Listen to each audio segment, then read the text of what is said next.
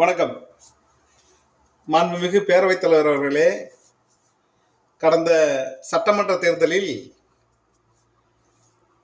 நாங்கள் ஆட்சிக்கு வந்தால் மதுக்கடைகளை அனைத்தையும் மூடிவிடுவோம், மதுவை ஒழித்து விடுவோம் என்று கூறி வாக்குறுதி கூறி மக்களிடம் ஓட்டு பெற்று ஆட்சிக்கு வந்தீர்கள். இப்பொழுது கடந்த 4 வருடங்கள் ஆகிவிட்டது. இன்னும் மதுக்கடைகள் மூடவில்லை. அனைத்து கிராமங்களிலும் மதுக்கடைகள் திறந்து வயல்களில் பூராவும் மது பாட்டில்களாகவும் வாய்க்கால்களில் பூராவும் மது பாட்டில்களாகவும் நிரம்பி வழிகின்றன. இதை எப்பொழுது நீங்க மூடுவீர்கள்? இந்த 5 வருடம் முடிந்த பிறகு மூடுவீர்களா என்பதை உங்கள் மூலியமாக நான் இந்த அரசாங்கத்திடம் கேட்டுக்கொள்கிறேன். என்ன அப்படி பேசுறேன்னு பாக்குறீங்களா? சட்டமன்ற கூட்டத்தோட நடந்துகிட்டு இருக்குங்க.